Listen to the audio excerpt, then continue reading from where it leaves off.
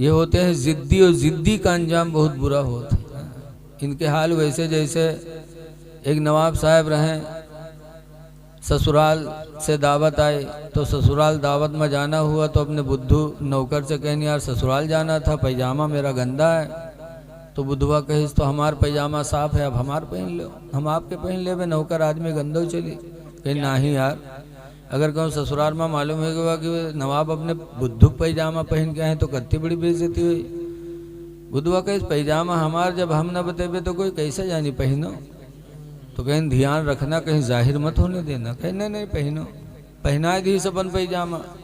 उनके पैजामा खुद पहन लिए। जब नवाब साहब ससुराल पहुँचे तो उनके लिए तो दरवाज़ा खुल गया, अंदर चले गए। बुधवा के लिए बरामदम चारपाई पड़ी रहे, बिस्तरा पड़ गया, बुधवा लेटा। गांव वाले ने पता चला कि नवाब साहब आए हैं तो आए बेचारे मुलाकात करें। बाहर बुद्धू, तो गांव वाले पूछें बुद्धू भाई नवाब साहब कहाँ हैं। तो बुद्धू कहें नवाब साहब से मिले थे तो अंदर चले जाओ, और अगर उनके पैजामा से मिले आए तो इधर मिल लो। अब लोग ताज्जुब कहें नहीं कौन बात बकैन, बात ऐसे है अगर उनसे मिले थे तो अंदर जाओ, उनके पैजामा से मिले का तो इधर मिल लो। अब नवाब साहब बहुत आग बगोला, लेकिन करें क्या। जब लोग मिल मिला के चले गए तो नवाब साहब निकले होगा भगावे लागे, कहीं अरे साहब पहली गलती माफ़ करता अल्लाह, आप भी माफ़ कर दो। तो खैर माफ़ कर दिया। फिर कुछ लोग आए मिले के लिए, जब फिर आए तो बुद्धू बाहर पूछें बुद्धू भाई नवाब साहब कहाँ। तो कहीं नवाब साहब अंदर है, लेकिन एक बात सुन लो। कहीं का कहीं नवाब साहब के पास जाओ, सब बात उनसे पूछो, लेकिन उनसे उनके पैजामा न पूछो कि तुम्हारा पैजामा कहाँ है। कहनी का बात कहीं बात ऐसे पैजामा से बहुत गुस्सा था।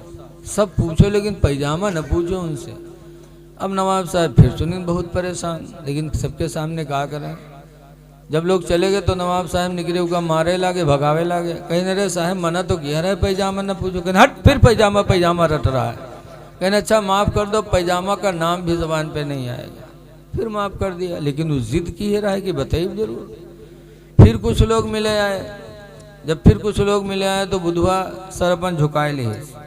लोग पूछे थे बुद्धू भाई नवाब साहब कहाँ हैं। बुद्धू एक चुप हजार चुप। अरे बुद्धू नवाब साहब कहाँ हैं हो। बुद्धू बोलता ही नहीं है। फिर कहने रे बुधवा बोल न रे, नवाब साहब कहाँ हैं रे। तो कहते हम कहाँ जाने नवाब साहब कहाँ हैं, जब उनके हम पैजामा नहीं बता सके थे तो उनका कहाँ हम बताए पे बा। नवाब साहब निकले होकर मार के भगाएंगे। तो ऐसे ही ये जिद्दी कितनों भी कुरान सुनाओ हदीस सुनाओ, लेकिन मानने वाले नहीं हैं। अल्लज़ी खलक़ल मौत वल हयाता, वो खुदा है जिसने मौत और ज़िंदगी को पैदा किया। क्यों?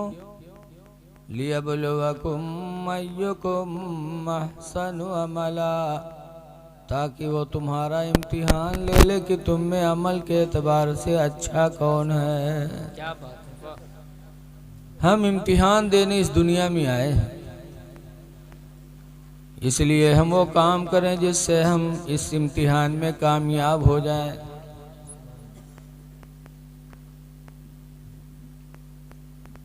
इम्तिहान देने आए हैं, जो जैसा होता है वैसे उसका इम्तिहान भी होता है। हाई स्कूल में लड़का है तो वैसा पेपर बनेगा, 5 में है तो वैसा पेपर बनेगा। ऐसे अल्लाह के बंदों में जो जितने बुलंद दर्जे वाले, अल्लाह ने उनका उतना ही बड़ा इम्तिहान लिया। हजरत ज़करिया अलैहिस्सलाम एक पैगंबर, उनका भी बड़ा इम्तिहान हुआ। उनके ज़माने में एक बादशाह अपनी साली पर आशिक हो गया। बहुत से आज ऐसे होते हैं कि साली का बुलाए ले हैं काम करावे खातिर कि तोर बहन परेशान है तनी आओ हाथ बटाए ले, भले यह काम खाते तो धीरे धीरे वो कपटियाए ले। अब उसके बाद मेहरुआ का लतियावे लगी। आजकल बड़े बेहया लोग हैं, बीवी को छोड़कर साली पे गलत निगाह। बादशाह भी वैसे ही था बदतमीज, साली पर उसकी निगाह गड़ गई। उसको भी अपने निकाह में लाने के लिए इरादा बना लिया। हज़रत ज़करिया अलैहिस्सलाम का दौर था। हज़रत ज़करिया से मसला पूछा कि मैं अपनी साली को भी अपने निकाह में लेना चाहता हूँ। हज़रत ज़करिया ने फरमाया कि दो सगी बहनों का एक वक्त में एक आदमी के निकाह में रहना हराम है, हमारे भी दीन में है। कुरान में हुर्रिमा जमा बैनल उख्तयैन, दो बहनों का जमा करना हराम कर दिया गया, नहीं कर सकते। बादशाह ने कहा ज़करिया मसला बदलो वरना तुम्हें कत्ल कर देंगे। हज़रत ज़करिया ने फरमाया जान तो दे सकता हूँ लेकिन खुदा का फरमान नहीं बदल सकता। सुभान अल्लाह, सुभान अल्लाह। बादशाह ने कातिलों को भेजा कि जाके ज़करिया को कत्ल कर दो। तो मसला है कि जब जान बचाना मुश्किल हो जाए, दीन बचाना मुश्किल हो जाए तो आदमी हिजरत कर जाए। अल्लाह के नबी ने भी हिजरत किया मक्का से मदीना, हज़रत ज़करिया ने भी वतन छोड़ दिया, लेकिन कातिलों ने पीछा किया। हज़रत ज़करिया आगे, कातिल लोग पीछे। रास्ते में एक पेड़ मिला खोखला, तो उसी में हज़रत ज़करिया छुप गए। अल्लाह के हुक्म से वो पेड़ मिल गया, इस तरह मिला कि लगता है कि कभी खोखला था ही नहीं। जो पीछे से खेदत रहे वो हुआ तक पहुँचे थे कि हक्का बक्का के ना हिया तक दिखाते रहे का हुई हुआ, इधर उधर देखिन कहीं आसमानों में चला गया। तो सब लौटे तो शैतानवा पहुंचा इब्लीस। कहाँ जाते कहीं उसको मारने के लिए आए थे, यहाँ तक दिखाई दिया, उसके बाद अल्लाह जाने कहाँ चला गया। शैतान ने कहा हम बताते हैं। पेड़ के पास लेके गया तो हज़रत ज़करिया जब पेड़ में छुपे थे तो उनकी चादर का एक कोना हल्का सा बाहर रह गया था। शैतानवा देख के देखो ये चादर का कोना इसी के अंदर है। लोगों ने कहा कैसे करें, कहाँ आरा लाओ। आरा लाया गया, पेड़ को चीरा गया। जब पेड़ हज़रत ज़करिया के सर पे पहुंचा तो अल्लाह ताला ने फरमाया ज़करिया वुफ न करना वरना साबिरों की लिस्ट से नाम खारिज हो जाएगा। हज़रत ज़करिया ने उफ न किया, आरा चला और हज़रत ज़करिया के बदन के दो टुकड़े हो गए। अल्लाहु अकबर, अल्लाहु अकबर। कैसी आजमाइश अल्लाह ने लिया। आज भी बहुत से जालिम हैं, अगर वो गलत काम करें और टोक दो तो दुश्मन हो जाएंगे। टोकने वाले के लिए दुआ करना चाहिए कि इसने कम से कम हमें हिदायत तो दिया। एहसान मानना चाहिए। जब कोई गलत काम करे और कोई टोके तो टोकने वाले का एहसान मानना चाहिए कि कम से कम हमको टोका तो। हज़रत उमर फारूक आज़म रदी अल्लाह ताला अन्हु जब अमीरुल मोमिनीन बने, हज़रत अबू बकर के ज़माने ही में निशानदेही हो चुकी थी। तो जब उनकी सख्ती लोगों ने देखा तो लोगों ने कहा कि हज़रत अबू बकर ने कितना सख्त आदमी अमीरुल मोमिनीन बना दिया। तो हज़रत उमर मस्जिद नबवी के मिंबर पे खड़े होके कहे थे कि लोगों अगर शरीयत से ज़र्रा बराबर भी हटा देखूंगा तो एक जबड़ा तुम्हारा मेरे हाथ में होगा, एक जबड़ा पैर में होगा, नोच डालूंगा। मैं शरीयत के खिलाफ कभी बर्दाश्त नहीं करूंगा और अगर तुम भी मुझे शरीयत के खिलाफ देखना तो फौरन मुझे टोकना, फौरन मेरी सरजनिश करना। अगर नहीं मुझे टोकोगे, मुझे बाज नहीं करोगे तो क़यामत के दिन मैं तुम्हारा दामन पकड़ूंगा। ये सहाबा थे। टोकने वाले का शुक्र अदा करना चाहिए। इसीलिए दिल्ली के एक बहुत बड़े शायर थे मिर्ज़ा गालिब। शायर लोग यहाँ ज़्यादा हैं, एक शायर की कहानी सुन लो। लेकिन अल्हम्दुलिल्लाह यहाँ अक्सर मुशर्रा हैं। मिर्ज़ा गालिब बहुत बड़े शायर थे। इनका कलाम पूरे दुनिया में फैला। काबुल अफ़गानिस्तान है, वहाँ के लोगों ने सुना, वहाँ की ज़बान फ़ारसी की है। तो वहाँ के एक आदमी को शौक़ हुआ कि मिर्ज़ा गालिब की ज़ियारत की जाए। देखा जाए इतना अच्छा शहर, बेचारे काबुल से चल के दिल्ली आए और जब उनके दरवाजे पर पहुंचे तो देखें कि मिर्ज़ा गालिब शुरू की है शीशा ली। तो काबुली मुसलमान तड़प उठा, कहा है अफसोस जिसको देखने के लिए अपने वतन से आया था उसका हाल ये है। तो काबुली मुसलमान ने कहा था जनाब आगा मुसलमान हस्ती, जनाब तुम मुसलमान हो, वह रेशमी तराशी और दाढ़ी छील रहे हो, ताज्जुब कि मुसलमान हो के दाढ़ी बना रहे हो। तो मिर्ज़ा गालिब शायर थे, बड़ा मिजाज ऊंचा था, कहा भले रेशमी तराशम, हाँ हाँ मैं दाढ़ी छील रहा हूँ, दिले कसेरा नमी तराशम, मैं किसी का दिल नहीं छील रहा हूँ। अल्लाह अल्लाह अल्लाह अल्लाह। जब कहा मैं दाढ़ी छील रहा हूँ किसी का दिल नहीं छील रहा हूँ, तो काबुली मुसलमान ने कहा था दिले रसूलुल्लाह मी तराशी, तुम रसूलुल्लाह का दिल छील रहे हो, दाढ़ी नहीं छीलते, रसूलुल्लाह का दिल छील रहे हो।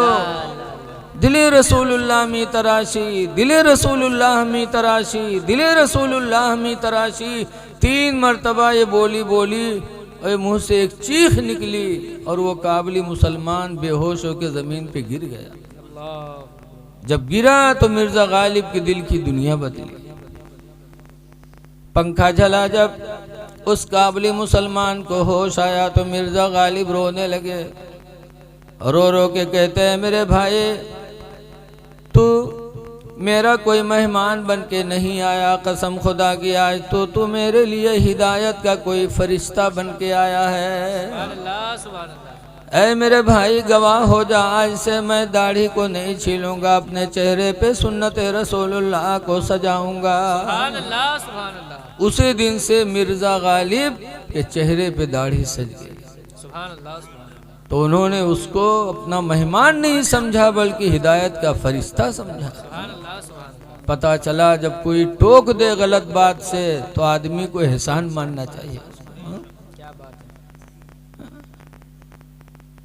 हदीस पाक में नबी हुरैरा काला काला रसूलुल्लाह सल्लल्लाहु अलैहि वसल्लम, हजरत अबू हुरैरा से रवायत फरमाते अल्लाह के नबी ने इरशाद फरमाया मर्रा मिनकुम मुनकरन, तुम में जो किसी को बुराई करता देखे फलयुगय्यिरहु बियदिही, तो चाहिए कि अपने हाथ से रोक दे। कोई शराब पी रहा है, आला ईमान यह है कि उसकी बोतल हाथ से पकड़ के फेंक दो। जुआ खेल रहा है, ताश के पत्तों को हाथ से उखाड़ कर फेंक दो। कोई नाच देख रहा है, नाच करवा रहा है, तो आला ईमान की निशानी है कि अपने हाथ से उसे दूर कर दो। ये आला ईमान की निशानी है। फिर मेरे पैगंबर फरमाते फ़इल्लम यस्तति फ़बिलिसानिही, और अगर अपने हाथ से रोकने की ताकत नहीं रखते फ़बिलिसानिही, तो अपनी ज़बान ही से उसे मना करो। ज़बान से तो कम कहो कि ये शरीयत के खिलाफ है, इस्लाम का मजाक है, ऐसा मत करो। लेकिन अगर ज़बान से भी बोलने की ताकत नहीं है तो मेरे पैगंबर फरमाते फ़इल्लम यस्तति फ़बिक़ल्बिही, अगर ज़बान से रोकने की ताकत नहीं है तो दिल ही में बुरा मान लो। सुभान अल्लाह सुभान अल्लाह। बहरहाल आला ईमान की निशानी है कि बुराई को अपने हाथ से रोके इंसान। तो जब कोई टोके तो उसको अपना मोहसिन मानना चाहिए। मिर्ज़ा गालिब के चेहरे पे दाढ़ी सज गई। ऐ मुसलमानों, जरा सोचो कि काबुली मुसलमान ने ताज्जुब किया था कि मुसलमान हो क्यों दाढ़ी चिल्ला रहे हो। 1,24,000 या 2,24,000 नबी दुनिया में आए, कमोबेश किसी नबी ने दाढ़ी नहीं बनवाई। नबी करीम सल्लल्लाहु अलैहि वसल्लम के सहाबा जितने थे, किसी सहाबी ने दाढ़ी नहीं बनवाई। आज हम सब मसलक आला हजरत वाले हैं। आला हजरत के दरबार में एक गुजराती मुसलमान आया था। कहा था हुजूर कारोबार नहीं चल रहा है, कोई वजीफा बता दीजिए। तो आला हजरत ने फरमाया था सुनो, दाढ़ी रखाना वाजिब है और वजीफा पढ़ना मुस्तहब है। क्या बात है। पढ़ोगे तो ठीक है, नहीं पढ़ोगे तो अल्लाह कोई गुनाह नहीं देगा, लेकिन दाढ़ी रखाना वाजिब है। तुमने वाजिब को छोड़कर मुस्तहब के लिए बरेली आए हो। अल्लाह अल्लाह। पहले वाजिब को पूरा करो, जब तुम्हारा वाजिब अदा हो जाएगा तो अल्लाह ताला तुम्हारा अमले मुस्तहब को भी कबूल फरमा लेगा। सुभान अल्लाह सुभान अल्लाह। आला हजरत ने कोई वजीफा नहीं बताया। वो गुजराती मुसलमान वापस चला गया बरेली से। कुछ दिनों के बाद जब उसके चेहरे पे दाढ़ी मुकम्मल सज गई तब फिर आया बरेली। जब आला हजरत ने उसके चेहरे पे दाढ़ी देखी तो आला हजरत मुस्कुरा के फरमाते हैं, हाँ बेटा अब तुमने वाजिब को मुकम्मल किया है, अब वजीफा भी सुन लो। अब तुम वजीफा पढ़ोगे अल्लाह उसे भी कबूल करेगा। आला हजरत ने वजीफा बताया और वो गुजराती मुसलमान गया, पढ़ा, कारोबार में अल्लाह ने उसे माला माल कर। सुभान अल्लाह सुभान अल्लाह। वाह वाह जिंदाबाद। तो आला हजरत के मानने वाले हो तो चेहरे पे दाढ़ी रखा लो। सुभान अल्लाह। हम गए थे बम्बई तकरीर करने मुहर्रम की, काफ़ी साल पहले की बात है, अब तो 10 साल हुआ नहीं जा पा रहे हैं। तकरीर करके जब पुष्पक पे बैठे उधर से, तो आप लोग बम्बई गए हुए हो तो जानत हुई हो, जैसे ट्रेन पर बैठो वैसे ताड़ी बजाए वाले आ जाते और ताड़ी बजाए बजाए रुपया मांगे लागत है। हमरो डिब्बा में यहाँ है तो नौजवान सब बैठे रहे, ताड़ी बजाए बजाए उनसे रुपया मांगी और हमसे कुछ नहीं बोले, चले गए। तो जो बैठे रहे कि हजरत आपसे नहीं मांगी। तो हम कहा जब अपने स्टाफ से होकर मदद मिल गई तो दूसरे स्टाफ में काहे घुसे हैं। हर आदमी अपने अपने स्टाफ में रहा था। बताओ, आज अल्लाह ने हम लोगों को मर्द बनाया और उस शान से नहीं रहते। हदीस पाक में अब्दुल्लाह इब्न अब्बास क़ाला लाना रसूलुल्लाह सल्लल्लाहु अलैहि वसल्लम अलल मुशब्बिहीन मिनन निसा। अनस कहते हैं कि अल्लाह के रसूल ने लानत फरमाई उन लोगों पर जो औरतों के मुशाबिहत इख्तियार करते हैं। औरतों की मुशाबिहत। कुछ दिन पहले गोंडा गया था, एक आदमी आवा ट्रेन स्टेशन पे, मैं जब उतरा उसके मोटरसाइकिल पे बैठा, पीछे नौजवान लौंडा रहा। जब पीछे बैठे तो के कांडे में निगाह पड़ी तो भुरकी टंगी के, तो हम पकड़े हम के न्यू का पहने है रे। तो कैसे रे मौलाना साहब बम्बई के रहा, शौक लाग रहा है तो छदाई पहन लिया रहा है। तो हम कहा नकुनो छदाई ली थी, नकुनो छदाई के नथुनी पहन ली थी, वो क्या कहने पहने रे। तो कहते मौलाना तुम तो अजीब आदमी हो।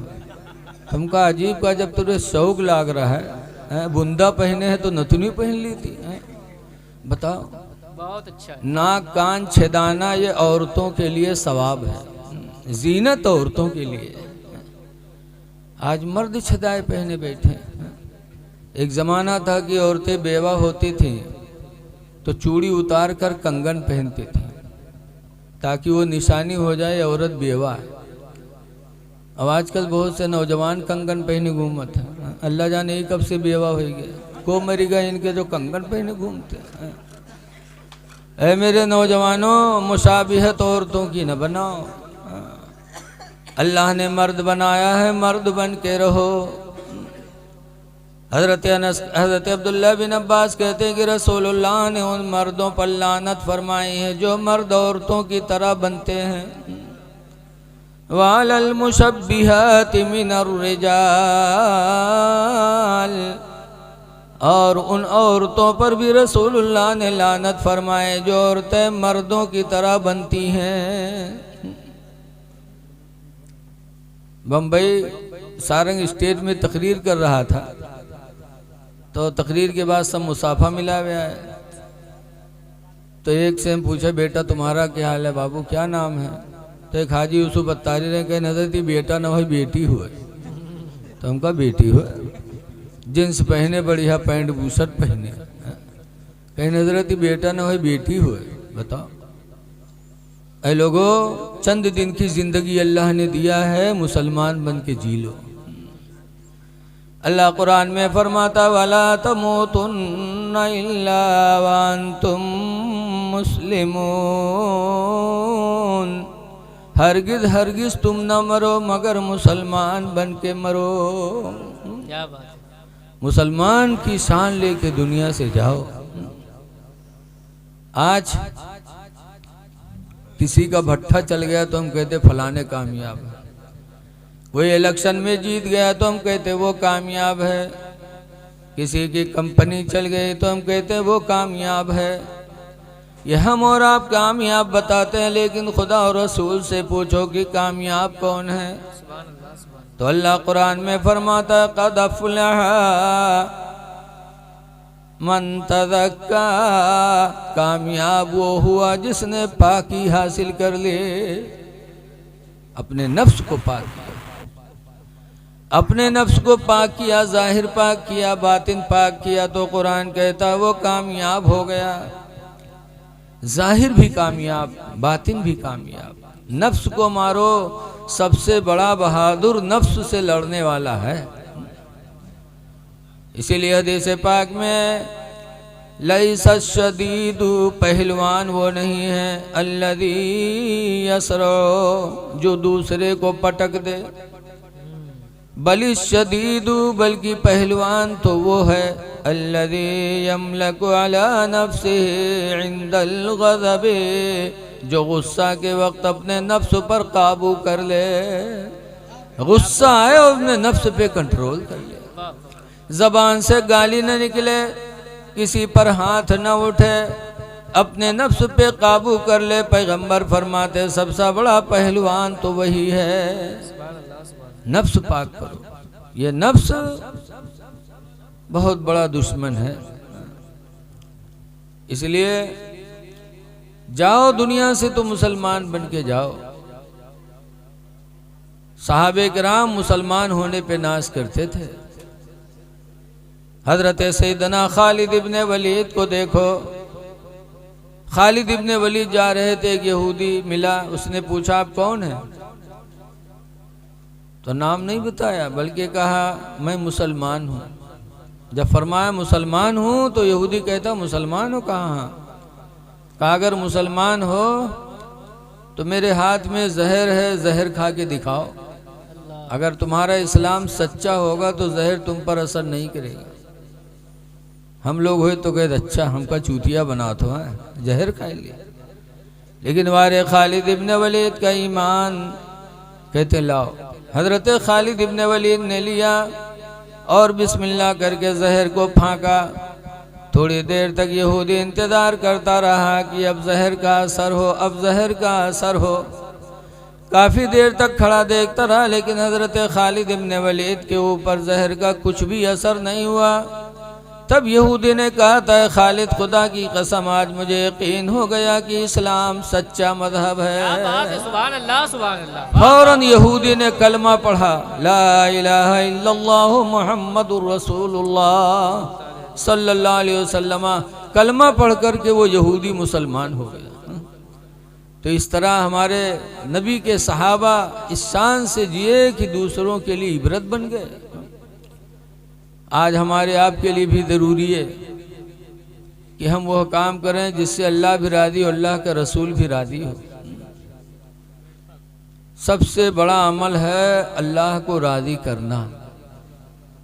21वें पारे के शुरू में है, अल्लाह फरमाता रिज़वानुम मिनल्लाहि अकबर। अल्लाह को राज़ी करना ही सबसे बड़ा अमल है। कोई भी काम करो तो अल्लाह की रज़ा के लिए करो। सहाबे किराम यही उनकी नीयत होती थी। इसीलिए हज़रत अली शेर खुदा रज़ी अल्लाह ताला अन्हु एक जंग में गए और लड़ रहे थे। लड़ते लड़ते एक दुश्मन इस्लाम के सीने पे बैठ गए, पटक लिया, सीने पे बैठ गए। मियाँ से तलवार निकाली, उसके गर्दन पे रखने जा रहे थे ज़बह करने। इतने में उसने सोचा कि अब तो कुछ न कहीं पे तलावत्ते कह दी, वो मुँह पर थूक दी। हजरत अली के मुँह पर आखिरी टाइम उसने थूका कि अब तो कुछ न कहीं पे बिलावत्ते कह ली। जब थूका हजरत अली के चेहरे पर, तब हजरत अली शेर खुदा रदी अल्लाह ताला अन्हु उसके सीने से उतर गए। कहा जा, मैंने तुझे छोड़ दिया। तो हैरत में पड़ गया। कहा अली, जब मैं इस्लाम का दुश्मन था तो तुम मदीने से लड़ने आए थे, और जब मैंने तुम्हारे चेहरे पे थूक दिया तब तो डबल मैं दुश्मन बन गया, इस्लाम का भी तुम्हारा भी। तब तो बुरी तरीके से ज़बह करना चाहे, लेकिन अली तुमने छोड़ क्यों दिया? तो हजरत अली कहते, सुनो, मैं मैदान जंग में आया था अपने रब को राज़ी करने के लिए, हाय हाय सुभान अल्लाह सुभान अपने नफ्स को राज़ी करने के लिए नहीं आया था। अल्लाह को राज़ी करने आया था, अल्लाह को राज़ी करने के लिए तुम्हारे सीने पे चढ़ा था। लेकिन जब तुमने मेरे चेहरे पे थूक दिया, मुझे गुस्सा आया। मैंने सोचा अब अगर तुम्हें ज़बह करूँगा तो अल्लाह की रज़ा के लिए नहीं होगा, बल्कि अपने नफ्स को राज़ी करने के लिए होगा। क्या बात है सुभान अल्लाह। ये अमल हजरत अली शेर खुदा ने अपनी ज़िंदगी से दिया कि मोमिन का हर काम अल्लाह की रज़ा के लिए होना चाहिए। किसी को 10 रुपया दो तो वो भी रज़ा इलाही के लिए दो। एक टाइम खाना खिलाओ तो वो भी अल्लाह की रज़ा के लिए करो। अल्लाह को राज़ी करना ही सबसे बड़ा अमल है। ये कब होगा? जब हमारे अमलों में, दिलों में खुलूस पैदा होगा। आज हम और आप कोई भी काम करते हैं तो कोई ना कोई दुनियावी मकसद उसमें ज़रूर मिला रहता है। जब इलेक्शन में ठाड़ हुए कोई तो पहले से फिजा बनावे लगी। कोई के बीमारी में ठाड़ है, कोनो के जनाजा में ठाड़ है, कब हूँ पढ़े न जाई है, अपने बप्पा को जनाजा न पड़ी है।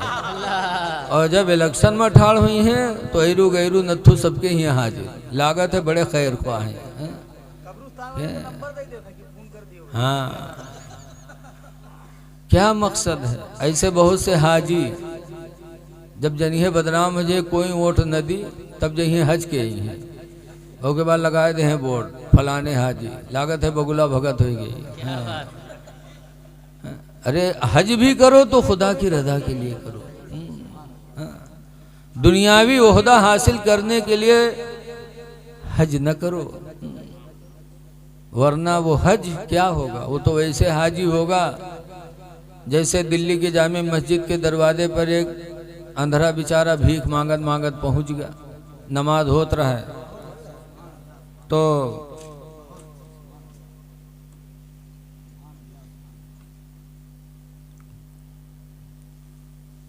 देखिए नमाज होते तो अंधरवा कटोरा दे के मुहारे में बैठ गया।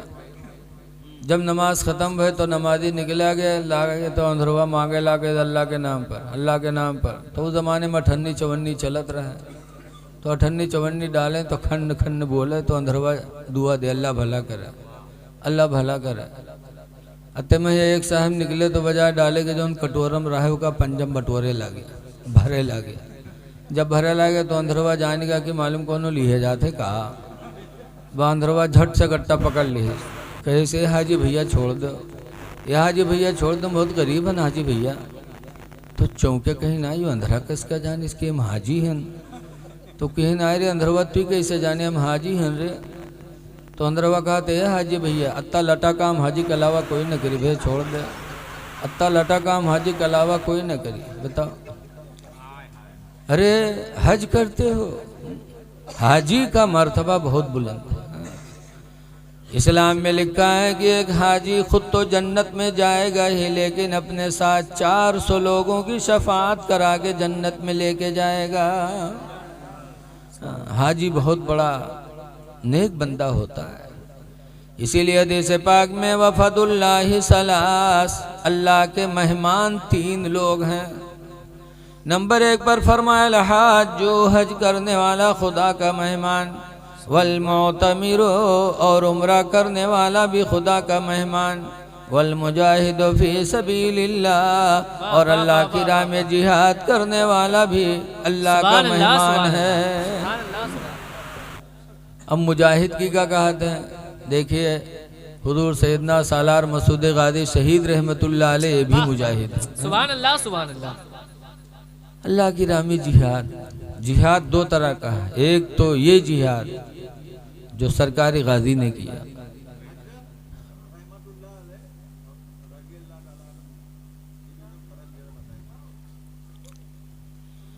जिहाद ये भी है, और एक जिहाद, और अभी तो जिहाद आज कर रहे नहीं गवा। आज की क्या मरी हो मार रही हो बताओ? अरे बता रहे हैं यार, बीच में न बोला करो, ये सब कुछ पहले बता दिए। बताएंगे, ठीक हो गया, बता देंगे भाई। देखिए भाई साहब, अब बीच में एक बात इन्होंने कह दिया। देखिए शामी के अंदर लिखा हुआ है कि जब हुजूर सल्लल्लाहु अलैहि वसल्लम का नाम आए तो सल्लल्लाहु अलैहि वसल्लम, हुजूर के अलावा और नबियों का नाम आए तो अलैहि सलाम, सहाबा का नाम आए तो रदियल्लाहु अन्हु, वलियों का नाम आए तो रहमतुल्लाह अलैह। फिर यहाँ पलट के अल्लामा शामी लिखते हैं लेकिन इसके उल्टा भी जायज़ है। अब उल्टा तो उसको भी उन्होंने वाज़ेह कर दिया। उल्टा में सब कुछ उल्टा समझ लेता आदमी, कहा इसके उल्टा भी जायज़ है, यानी सहाबा को रहमतुल्लाह अलैह और वलियों को रदियल्लाहु अन्हु, ये भी कहना जायज़ है। साफ साफ बता दिया। और कुरान करीम में भी है, हम वलियों को भी रदियल्लाहु अन्हु कह सकते हैं, आला हजरत को भी कह सकते, गाजी सरकार को भी कह सकते। क्यों? 30वें पारे में है, अल्लाह फरमाता रदियल्लाहु अन्हुम व रदू अन्हु, रदियल्लाहु अन्हुम, अल्लाह उनसे राजी हो गया, व रदू अन्हु, और वो लोग अल्लाह से राजी हो गए। सुभान अल्लाह। वो कौन लोग हैं? ज़ालिका लिमन खशिया रब्बा, वो वही लोग हैं जो अपने रब से डरा करते हैं। सुभान अल्लाह। जिनके दिलों में खुदा का डर है, अल्लाह उनसे राजी, वो अल्लाह से राजी। सुभान अल्लाह। तो जब कुरान ने रदियल्लाहु अन्हु कह दिया, जिसके दिल में खुदा का डर, अल्लाह उनसे राजी है, तो हम मसला बताने वाले कौन है? और औलियाए किराम, उलमाए किराम अल्लाह से डरते कि नहीं डरते हैं आप खूब जानते। उनकी ज़िंदगी पढ़ो तो पता चलेगा। आला हजरत इमाम अहले सुन्नत आलिम ही नहीं, पता नहीं कितने आलिम उनके दर से बन गए। और कुरान में लिखा है इन्नमा यख्शल्लाह मिन इबादिहिल उलमा, बेशक अल्लाह से डरते हैं अल्लाह के बंदों में उलमा। उलमा अल्लाह के बंदों में अल्लाह से डरते हैं। तो आला हजरत अल्हम्दुलिल्लाह, उनके दादा भी आलिम, उनके बाप भी आलिम, उनका पूरा ख़ानदान आलिम, और हमरे तुमरे में नए बहुत बड़े जय्यद आलिम थे।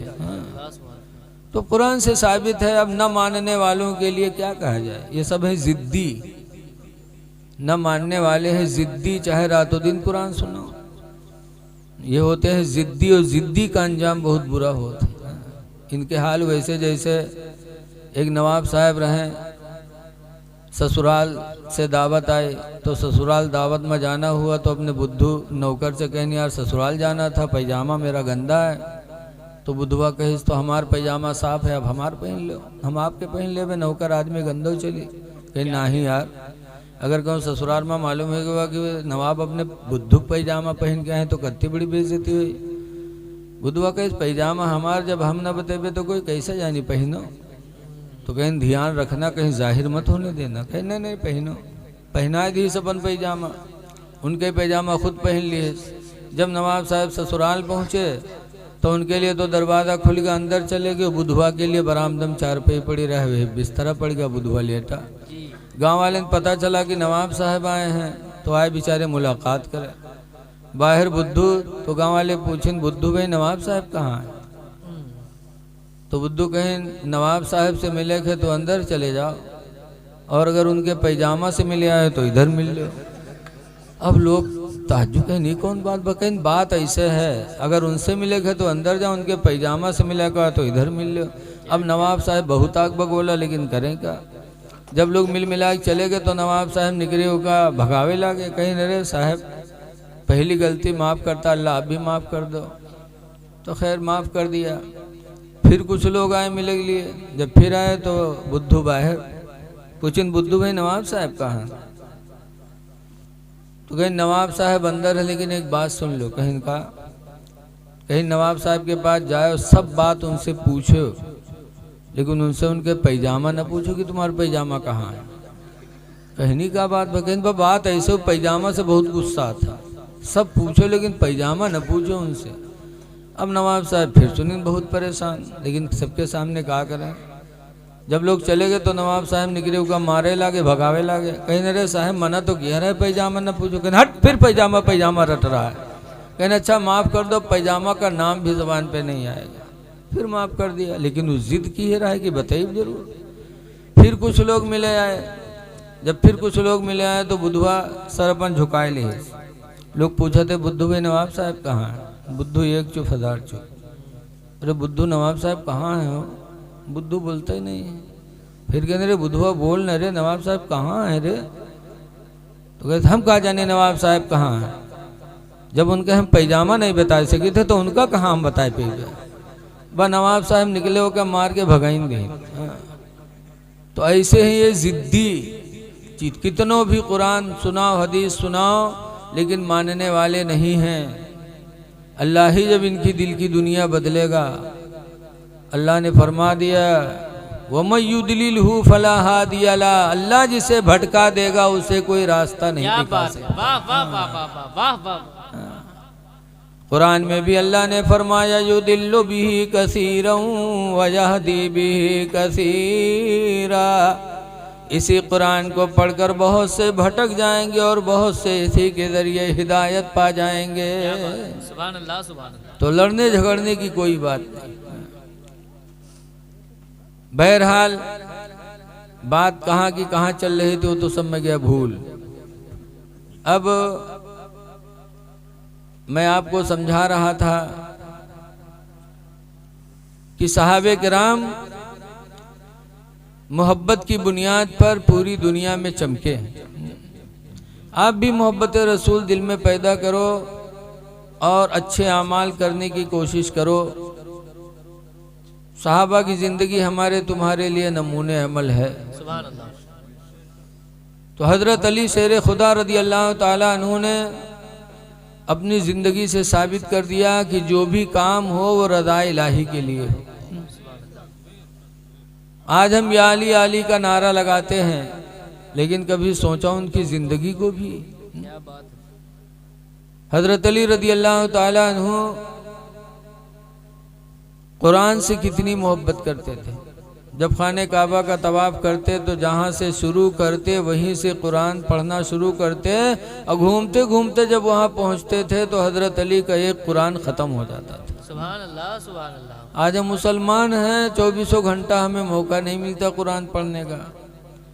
एक बुजुर्ग है हजरत अबू बकर बिन अय्याश, उनका इंतकाल होने लगा तो उनकी लड़की रोने लगी। तो कहा बेटी रो रही हो? कहा अब्बू आपके इंतकाल का वक्त है, मैं इस गम में रो रही हूँ कि अल्लाह जाने आपका ठिकाना जन्नत है कि जहन्नम है, इसलिए मैं रो रही हूँ, आपका ठिकाना मुझे मालूम नहीं। तो हजरत अबू बकर बिन अय्याश ने कहा था मेरी बेटी रो नहीं, जिस कमरे में मेरा इंतकाल होने वाला है इसी कमरे में मैंने 24,000 मरतबा कुरान करीम ख़त्म किया है। सुभान अल्लाह सुभान अल्लाह। 24,000 कुरान करीम, 24,000 बार कुरान उन्होंने पढ़ा था। और आज हम मुसलमान होकर के एक कुरान भी साल में नहीं ख़त्म कर पाते, महीने में नहीं ख़त्म कर पाते। ऐ लोगों कुरान पढ़ो अपने घरों में ताकि तिलावत कुरान से बीमारियां भी दूर हों, अल्लाह की रहमत आपकी रोज़ी में शामिल हो। अल्लाह कुरान में फरमाता वनुनज़्ज़िलु मिनल कुरानि मा हुआ शिफा, कि हमने कुरान को शिफा बना के उतारा। व रहमतुल लिल मोमिनीन, और इस कुरान को हमने मोमिनों के लिए रहमत बनाया है। सुभान अल्लाह सुभान अल्लाह सुभान अल्लाह। आज हम कुरान से दूर हो चुके हैं। लोगों आज हम कुरान छोड़ करके, नमाज को छोड़ करके हम नाच गाना में मसरूफ हो गए। नाचना कितनी बेहयाई का काम। अब तो मेहरबान छोड़ दो, अब तो मर्द नाचत। बारात चली तो घुक्कू के सामने कूदिए, पेट अलग जाते, चूतर अलग जाते, धरे दम गम गम कूदत। हत्ते बड़े बेहया, तनको नीक नहीं लागत, हत्ते बेशरम और डीजे के सामने कूदते हैं। और मेहरुए ठाट टकटकी देखिए कहीं देखो हमारे 2 हाथ ऊंचे न कूदत है हमारा आदमी गुडवा कब्बा हमरे 2 हाथ ऊंचे हैं बताओ। ऐ लोगो नाच गाना क्या हम नाचने के लिए दुनिया में आए? नाच देखने के लिए दुनिया में आए? अल्लाह तो फरमाता है कि अल्लाह ने मौत जिंदगी इसलिए पैदा किया था ताकि तुम्हारे इम्तिहान हो जाए कि तुम में अमल के एतबार से कौन है? और अब तो नाच गाना खत्म हो रहा है, लेकिन अब भी कुछ बदनसीब लोग हैं जो इस काम को करते हैं। अच्छा आदमी करे, एक है बदनाम आदमी और एक है अच्छा आदमी जिसको अल्लाह ताला अपने घर की जियारत करा दे, या जो उम्र दराज हो जाए। लिखा है कि सफ़ेद बालों पे अल्लाह ताला रहमत नाजिल फरमाता, सफ़ेद बालों पे अल्लाह रहमत नाजिल करता है। अल्लाह की रहमत उतरे और हम उसके नाफरमानी करें। हज़रत याकूब अलैहिस्सलाम के पास मलकुल मौत आए, सलाम किया, कहा कैसे आना हुआ? कहा आपकी रूह निकालने आया हूँ, मैं मलकुल मौत हूँ। कहा ऐसे चले आए? पहले तुमको खबर करना चाहिए, बगैर खबर किए चले आए। तो उसने कहा याकूब मैंने 3 खबर आपके पास भेजी फिर मैं आया हूँ। कहा एको खबर नहीं? कहा जब आपका बदन कमजोर हुआ तो ये पहली मौत की इत्तला थी, जब आपकी कमर झुकी तो ये दूसरी इत्तला थी, जब बाल सफेद हुए तो ये तीसरी इत्तला थी। 3 इत्तला देने के बाद आया हूँ, फिर मलकुल मौत ने रूह निकाल लिया। तो बालों का सफेद होना, बुढ़ापा आना, ये मौत के करीब होने की निशानी है। इस उम्र में भी आदमी खुदा को नाराज करे तो उससे बड़ा बदनसीब कौन होगा? नेक काम करो। हदीस पाक में आना आयशा कालत अमरना रसूलुल्लाह सल्लल्लाहु अलैहि वसल्लम बि बनाइल मस्जिद फिल बुयूत।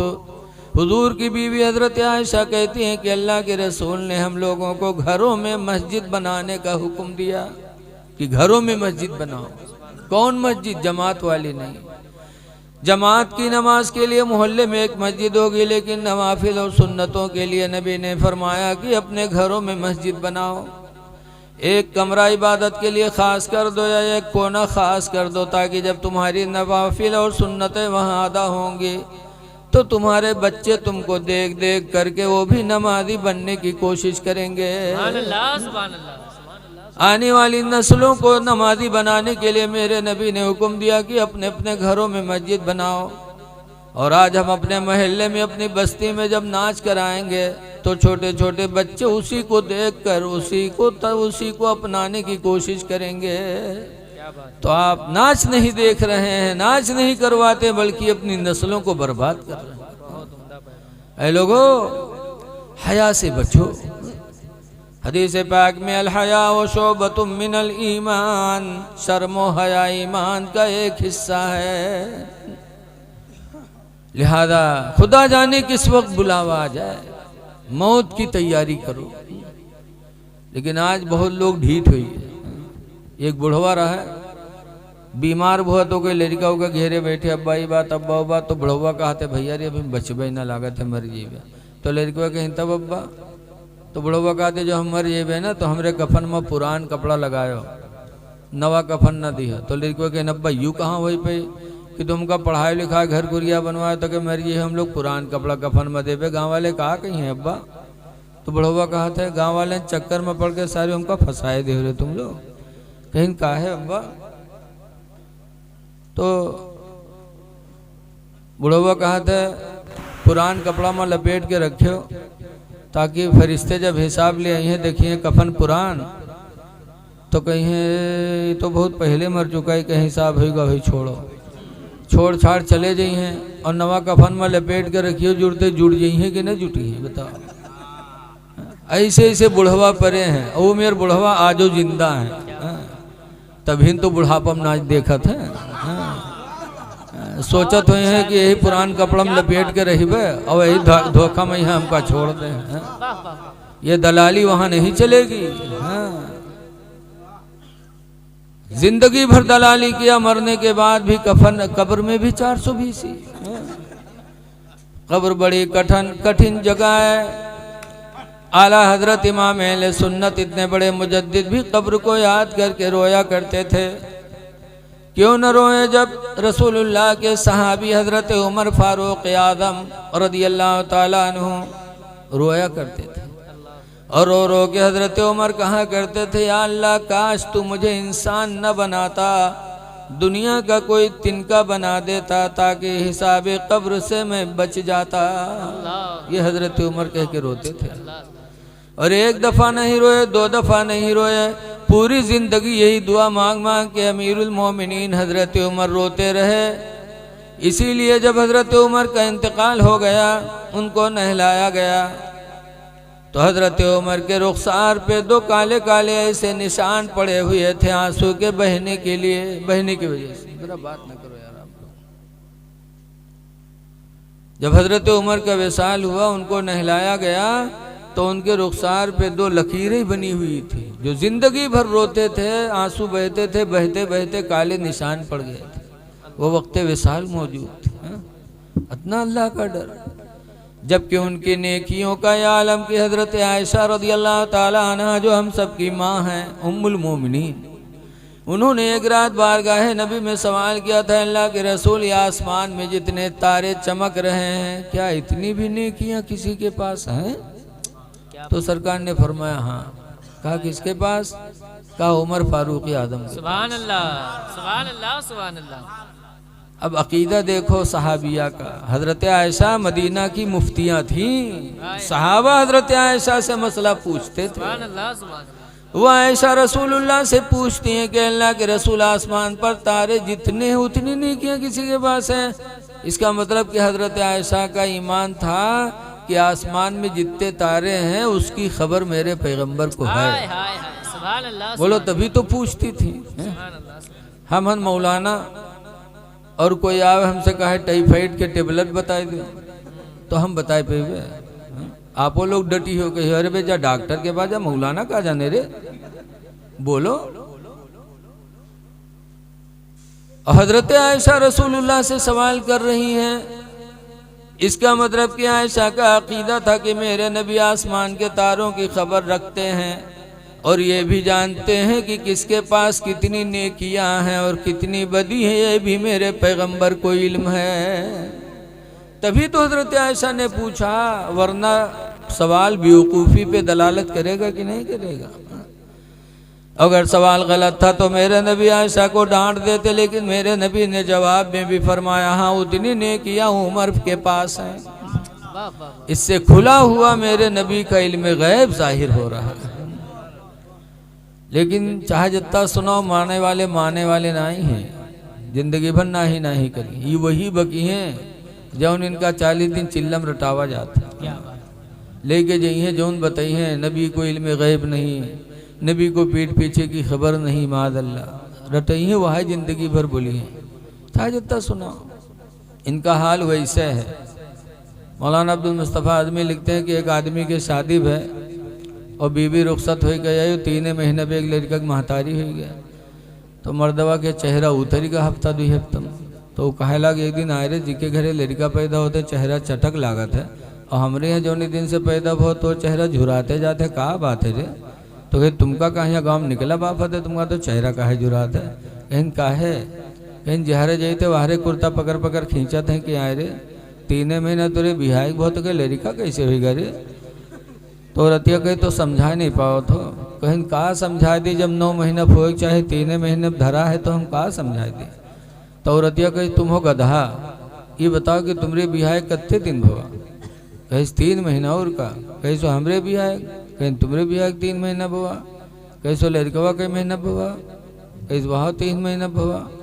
बहुरतिया पढ़े इस पहाड़ा घर में कि जोड़ सब कई महीना हो गए रे, 3 महीना तुरे बिहाय होएगा, 3 महीना हमरे बिहाय होएगा, 3 महीना लड़का बुआ सब 9 महीना नहीं हो गए रे। तब के समझ में आवा कहीं हाँ यार ये तो 9 महीना भवा है। अब गाँव वाले पर खफा कहीं सब कोनो सार बोल देते कोई खैरियत नहीं। अब सुबह निकला फिर कोनो गाँव, फिर पड़ोसी कोनो कुर्ता पकड़ के खींच इसके इधर आ इधर ही कस के रे 3 महीना पर तोरे बिहाय तोरे लड़का कैसे होगा रे? कहीं कहाँ 3 महीना भवा, 9 महीना तो भवा है। 3 महीना मेहरवा भी हाइक होएगा, 3 महीना हमरे भी हाइक होएगा, 3 महीना में लड़के बस सब 9 महीना नहीं होएगे। पूरा गांव एक लंग वो अकेले एक लंग वो हाई बक्का जो नवृत्तियाँ रटाए दी है। यही हाल इन जालिमों का है। बहरहाल है लोगों, जो मैं कहना चाहता हूँ वो गौर करो कि हजरत उमर फारूक आदम की नेकियों का अंदाजा लगाओ। इतनी नेकियां कि जितने आसमान में तारे मेरे पैगंबर फरमाते हैं। फिर भी खौफ खुदा का आलम यह कि हजरत उमर रो रो के कहा करते थे, या अल्लाह तू मुझे इंसान न बनाता, काश कोई दुनिया का तिनका बना देता ताकि हिसाब कब्र से मैं बच जाता। एहसास करो।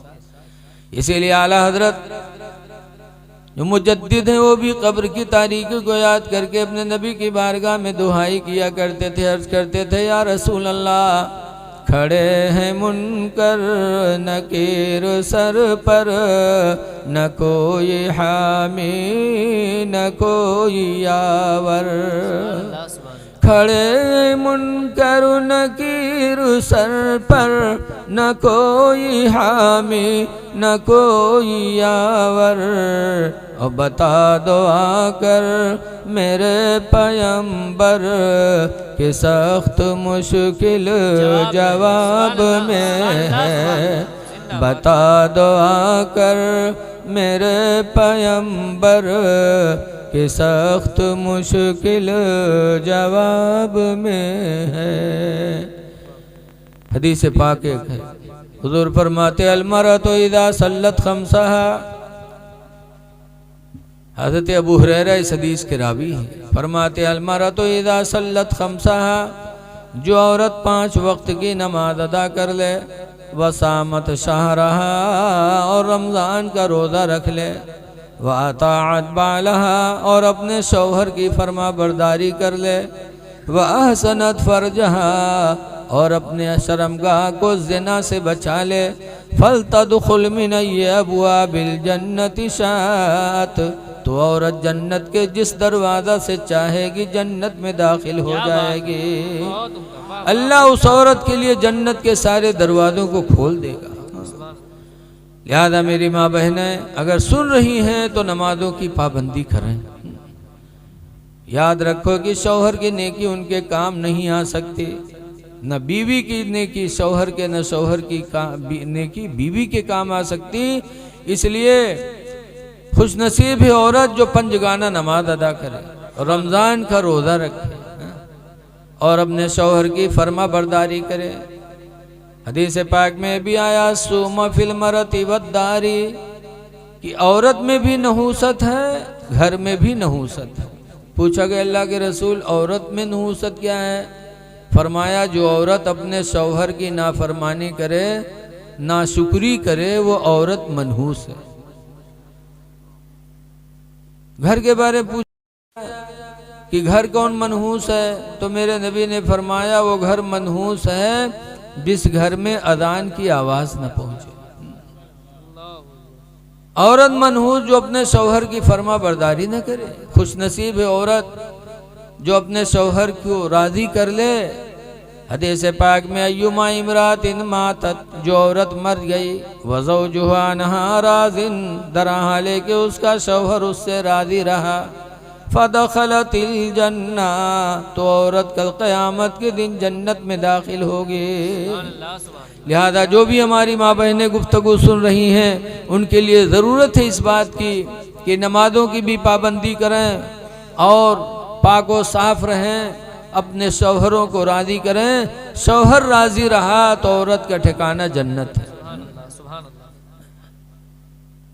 औरतें बहुत नाशुक्री होती। सरकार ने फरमाया मा तरक्तो मिन बादी फितना, कि मैंने अपने बाद कोई फितना नहीं छोड़ा।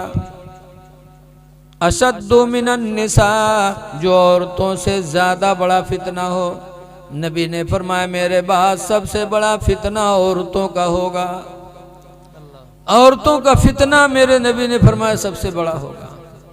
और आज उन्हीं के मामलात में दुनिया गर्क हो रही है। औरतों का फितना आप समझ नहीं पाएंगे। किताबों में लिखा है कि 4-5 मुबल्लिग रहे, तबलीग करे जाते रहे। रास्ते में यहाँ एक खेत में एक पेड़ के नीचे एक औरत बैठी रो रही थी। मुबल्लिगों ने देखा तो तरस आया कि तन्हाई में बैठी रो रही है, चलो पूछा जाए और इसकी मदद की जाए। तो कहीं छोड़ो हटाया, रोए दो, पता नहीं को आया। एक आदमी कहे नहीं यार ये इंसानियत के खिलाफ है, चलो चला जाए। लोग नहीं गए, अकेले वो चला गया। गवाह सलाम की कहे बहन क्यों रो रही हो, क्या जरूरत है, बताओ हम तुम्हारी मदद के लिए तैयार हैं। उसने कहा मुझे कोई मदद नहीं चाहिए, मुझे सिर्फ एक चीज की जरूरत है। कहा क्या? कहा एक जमाना से मेरा शौहर लापता है, एक जमाना से मेरा शौहर गायब है, मेरे यहाँ रोजी कमाने वाला कोई नहीं, मैं दर दर की ठोकर खाती हूँ। कादी शहर से कहा था कि मुझे इजाज़त दे दो मैं दूसरा निकाह कर लूँ, लेकिन शहर के कादी ने इजाज़त नहीं दिया। कहा या तो आके तलाक दे दे तब निकाह कर सकती हो, या कुछ लोग आगे गवाही दे दें कि वो मर गया बेवा हो गई तब कर सकती हो। कहा फिर? तो औरत ने मुबल्लिग साहब से कहा कि चले चलो थोड़ी देर के लिए तुम कादी के सामने इतना कह दो कि हमारी बीवी है, मैं रखना नहीं चाहता हूँ, ये कह करके तलाक दे दो तो कादी शहर मुझे इजाज़त देगा, मैं दूसरे से शादी करके अपनी ज़िंदगी तो भला गुजार लूँगी। मुबल्लिग साहब सोची नहीं आ रही तो सरासर झूठ है, लेकिन अगर तनिक झूठ बोल देवे तो एक ज़िंदगी के मसला है, बाद में तौबा कर ले। वो मुबल्लिग साहब तैयार हो गए, चल दीन के साथ लेके गए कादी के सामने ठड़िए। कादी साहब पूछें कैसे आना हुआ, तो मुबल्लिग साहब कहते मेरी बीवी है लेकिन बहुत कमीनी है, बहुत उठेगी रीन है, मैं इससे आजिज आ चुका हूँ, मैं इसको तलाक देना चाहता हूँ। औरतिया से पूछें तो औरतिया कहे ठीक है साहब, जब हम उठेगी रीन हन कमीनी हन इनके लायक नहीं हैं तो छोड़ना चाहे तो छोड़ सकते हैं। तो कादी साहब ने कहा ठीक है तुम्हारी मर्जी। बस मुबल्लिग साहब फटाफट 3 तलाक दी, तलाक दिया तलाक दिया तलाक दिया, और तलाक दे के मुबल्लिग साहब मुँह से चल दी। जब चले तो औरतिया कादी साहब से कहा थे साहब मैं इनके लायक नहीं थी, इन्होंने मुझे छोड़ दिया है, तो 25,000 रुपया जो महर बंधा था वो तो दे दें, मेरा महर तो दे दें। अब मुबल्लिग साहब हक्का बक्का, बहुत अच्छा है। कहीं निकाह कहा था, कहीं कहित कहा है, जब हम उठे गिरी हन कमीनी हन तुम्हारे लायक नहीं हन, छोड़ दिए तो 25,000 जो महर बंधा रहा होगा तो दे दो। अब मुबल्लिग साहब चुपचाप खड़े, सोचते हैं अगर कही थे सब झूठ है तो 420 में बंद हुई है बेचारे। फिर कहीं उसे सोच लो तुम, कहीं बहुत सोचे हैं, जब तुम नहीं सोचे तो हम कहाँ सोचे, बहुत सोचे हैं। कादी साहब ने कहा इसका महर दो 25,000। तब मुबल्लिग साहब ने कहा 2 घंटे की मोहलत चाहता हूँ। 2 घंटा मोहलत ले गया, ज़मीन वमीन बेची, फिर गए 25,000 रुपया दिया, तब जान छूटी। तो अल्लाह के रसूल ने जो फरमाया था कि मेरे बाद मैंने अपना कोई फितना नहीं छोड़ा, लेकिन मेरे बाद सबसे बड़ा फितना अगर होगा तो औरतों का होगा। आज औरतें इतनी बड़ी फित्तीन हैं, सुबह उठी हैं तो कहीं हमारे पेट पिराते, आज हम कुछ ना बनाए पे पठे देहों का बासी, जाओ दिन भर टहरो, और अपना कहीं है सुबह उठी हैं, फिर बाद में ही है ताज़ा खाना बने हैं, कहीं है तक मोहल्लम घूम घूम पंचायत करी है, हंसी हैं खेली हैं। और जब जनिए शाम हो गए हमारे आदमी के आवे के टाइम होएगा ही, बस मुँह कुप्पा तना फुलाए घर में बैठ जाऊँ। अब वो आदमी जब शाम के लौटी निरहा तरसा तो ना अब्बक देखी ना अम्मक देखी। आज माँ बाप को कोई नहीं देखता, जबकि हुजूर फरमाते अन्नज़रतु इला वजहिल वालिदैन इबादा, माँ बाप का चेहरा देखना इबादत है, बहुत बड़ी इबादत है। लेकिन ना अब्बा से मतलब ना अम्मा से, ना भाई ना बहन, ना बिटिया ना लड़का। एहतियात कहीं है गुडुआ कम्मी कहाँ होगी, कहाँ है गुडुआ कम्मी, न पहिए तुम घर में घुसी है, लागत है कयामत आई जाते बगैर, और घर में घुसी है वहाँ ढूंढे पहिए पे करी है तो हम मुँह को पता ना फूला है। बड़ी हिम्मत के हाथ लगे कहे कहा बात गुरु इतनी जोर से हड़कावत है, लेकिन जवान का गैरत नहीं, तब हूँ खींच काढ़ी के काहे गुडो कमी काहे गुस्सा था कहा बात कहे सुन तोर भैया हमका गाली दी से, या तो भैवक लेके रहो या हमका लेके रहो, गाली दी से। लाओ लाठी कहाँ है, पकड़ाए ढील लाठी। दिन भर मेहनत करके शाम को थका मांदा आया तो चुड़े दिन ने लाठी पकड़ा दिया। अब आज का बेवकूफ नौजवान अपनी बीवी के चक्कर में आकर के अपने भाई पे लाठी चलाता है। ऐ भाइयों पे लाठी चलाने वालों अपने नबी का फरमान सुनो, हुजूर फरमाते ला युमिनु अहदुकुम, तुम में का कोई मोमिन कामिल नहीं हो सकता हत्ता युहिब्ब लिअखीहि मा युहिब्बु लिनफ्सिहि, यहाँ तक कि अपने लिए वही पसंद करे जो अपने भाई के लिए पसंद करे। सुभान अल्लाह, सुभान अल्लाह। जो अपने लिए पसंद वही भाई के लिए, आज बीवी के लिए बीवी के लिए भाई पे लाठी चला रहे हो। इसीलिए मेरे नबी ने फरमाया था कि मेरे बाद सबसे बड़ा फितना औरतों का होगा, लिहाजा इनसे होशियार रहो। कुरान करीम में भी अल्लाह ने सूरह तगाबुन में फरमाया है, या अय्युहल्लज़ीना आमनू, ईमान वालो, इन्न मिन अज़वाजिकुम व औलादिकुम अदुव्वन लकुम, कि बेशक तुम्हारी बीवी, तुम्हारे लड़के तुम्हारे लिए दुश्मन हैं। बीवी भी दुश्मन, औलाद भी दुश्मन है। इन दुश्मनों से महफूज रहो, कुर्बे क़यामत है। इनके फितनों से अल्लाह महफूज रखे। तो औरत में नहूसत है। और दूसरी बात में बताया गया अजान में नहूसत है। वो घर जिसमें अजान की आवाज़ ना हो, घर मनहूस। इसीलिए जब घर बनाने चलो या घर खरीदने चलो तो सबसे पहले ये देखो कि करीब में कोई मस्जिद है कि नहीं है, कि जहाँ से अजान की आवाज़ हमारे घरों में आएगी कि नहीं आएगी। क्या बात है, सुभान अल्लाह। अजान हदीस पाक में मन काला हीना इस्माउन निदा, जिसने अजान सुन करके पढ़ा अल्लाहुम्मा रब्बा हाज़िहि दावति ताम्मा, जिसने अजान सुन करके दुआ पढ़ी तो हुजूर फरमाते हैं फ़कुन्तु लहू यौमल क़ियामति शाफ़िअन व शहीदा, तो क़यामत के दिन मैं उसकी शफ़ाअत भी करूँगा और उसके ईमान की गवाही भी दूँगा। सुभान अल्लाह। तो जब अजान सुनोगे तभी तो दुआ पढ़ोगे, हाँ? और जब ऐसी जगह घर बनाओगे जहाँ अजान की आवाज़ न पहुँचे तो दुआ ये कैसे पढ़ोगे, नबी की शफ़ाअत कैसे हासिल होगी। क्या बात है। इसलिए मस्जिदों के करीब बसो ताकि अजान की आवाज़ आती रही, हमारे घरों से शैतान और जिन्ना भागते रहें। अजान से शैतान ऐसे भागता है, मिसाल हुजूर ने दिया है, वो मिसाल मैं भी नहीं जिक्र कर पाऊँगा। इसलिए अजान की तरफ तवज्जो दो और नमाज की पाबंदी करो। हुजूर ने तो एक हदीस में यहाँ तक फरमाया ला तसुब्बुद्दी का, ऐ लोगों मुर्गे को गाली न दिया करो। क्यों? लिअन्नहु यूक़दु लिस्सलाह, इसलिए कि मुर्गा तुम्हें नमाज फजर के लिए जगाया करता है। कुकरुकू बोलता है, गाली न दो। लेकिन कुछ ऐसे बदनसीब हैं कि अगर पछलाहरा मुर्गा बोले लगे तो कहीं का साले काट के खाई ले, भी सार सोवे नहीं देते। बताओ, हाँ? और नबी फरमाते उसको गाली न दो क्योंकि तुम्हें नमाज के लिए जगाता है। लिहाजा लोगों अमाल सालिहा कर लो। अल्लाह ने इसी रुए ज़मीन पर हमको आपको इसीलिए भेजा था। दुआ है कि अल्लाह ताला हमको आपको अमाल हसना की तौफीक अता फरमाए और अल्लाह बुराइयों से बचाए। और जिन लोगों ने इसमें चंदा दिया, दर में सुखने कदमे, कोई भी नेक काम हो उसमें दिया करो। बताया गया है कि अल्लाह के नाम पर एक दोगे तो अल्लाह 10 देगा। हज़रत अली शेर खुदा ने इस पर अमल भी किया। अब टाइम ज़्यादा हो गया, बस अकीदा रखो कि एक दोगे तो 10 पाओगे। लेकिन आज हम लोगों का ईमान बहुत कमज़ोर है। एक जगह मौलाना बोले तो एक आदमी सोचे सरे तो सबसे बढ़िया धंधा यहाँ है यार, इतना फ़ायदा तो कोनो धंधम न हो। बउठा भी 1 रुपया मुल्क पकड़ाई दी मौलाना।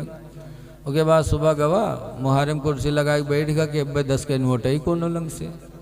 संझा भर बैठा रहा और 10 के नोट नहीं पैस। अब मौलाना पर खौरियान कि अच्छा चूतिया बनाए कि हमसे 1 रुपया ठग ली है। दूसरे दिन फिर इंतज़ार किया कि नहीं आवा। शाम के होके 35 हो गए। जब 35 हो गए तो लोटा लेके खेत में गवा पैखाना करे। हुआ गवा तो देखे से एक पर्स पड़ी, तो पर्सिया खोलिस तो मैं 10 के नोट देखिस। तो अब मौलाना पर गुस्सा हुआ, कहीं मौलवी मसला बताओ थे लेकिन अधूरा बताओ था। अगर पूरा बताए हो तो हमारे 2 दिन इंतजार में ना खराब हो। गवाह मौलवी थी, कहीं मौलवी मसला बताओ करो तो पूरा पूरा बताओ करो। कहीं पूरा क्या, कहीं कल तुमने अधूरा मसला बता दिया था। कहा क्या? कहा कल तुमने कहा था 1 दोगे तो 35 आएगी, 1 दोगे तो 10 पाओगे। तो कहा तब तो कहीं पूरा मसला बताया करो कि 1 दोगे 35 आएगी तो 10 पाओगे। और तुमने 35 उसमें बताया ही नहीं, हमारा 2 दिन खराब हो गया। आजकल हमारा ईमान बड़ा कमज़ोर है। अल्लाह ताला हम सबको बेहतर ईमान वाला बना दे और इस इम्तिहान की दुनिया में अल्लाह हमको आपको कामयाब कर दे। अस्सलामु अलैकुम रहमतुल्लाहि बरकातुहू। जब से मैं मेराज भाई के यहाँ बैठा हूँ तब से शायरों ही से मुलाकात हो रही है, एक दूसरे को शेर सुना रहे हैं। ये अल्लाह का फजल है। वतन में मकबूलियत बहुत कम मिलती है, लेकिन हमारे बिरादरे अजीज़ हज़रत मौलाना शान आलम मसूदी साहब का बचपना भी नाते नबी में गुजरा और जवानी भी गुजर रही है, लेकिन आज भी आप लोग इतना उनसे मोहब्बत रखते हैं, इतनी मोहब्बत रखते हैं कि जो भी देखो आके कन्फुसकी करके चला जाता। हजरत का सुनावक हजरतों का सुनावक है। मैं तो दिल में पछता रहा था कि हम भी नात ही याद करके आए होते तो अच्छा रहता।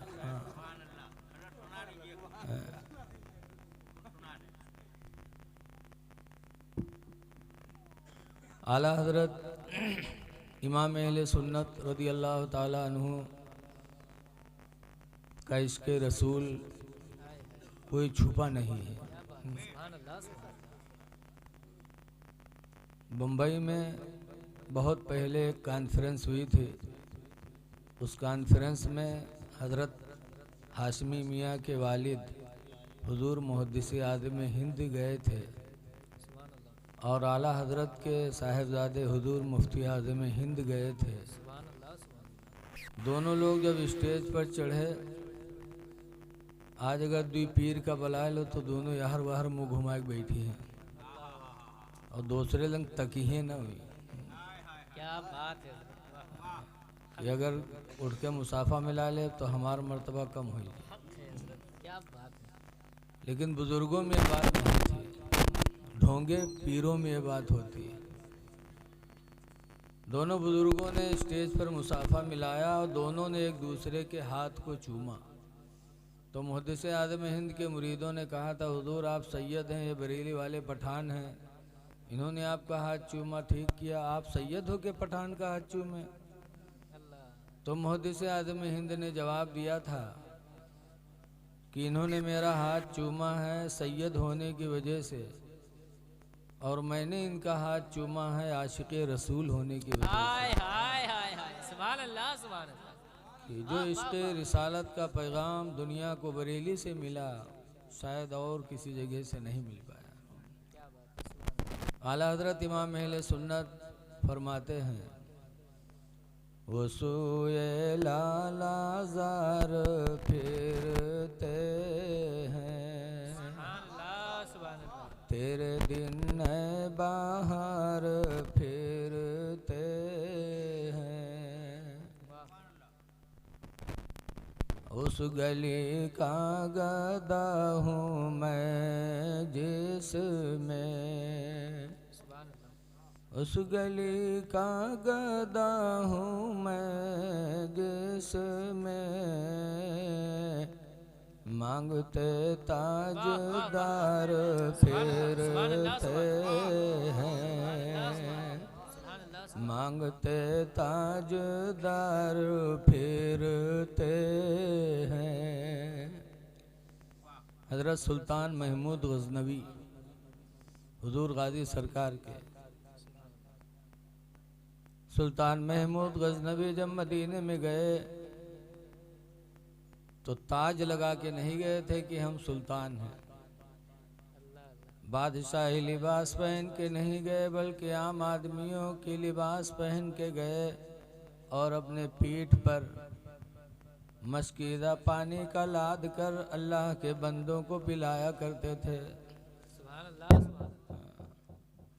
क्यों इस तरह किया? ताकि सरकार के दर से कुछ मिल जाए। उस गले का गदा हूँ मैं जिसमें, उस गले का गदा हूँ मैं जिसमें मांगते ताजदार फिरते सुभान अल्लाह सुभान अल्लाह सुभान अल्लाह। तेरे दर से जो यार फिर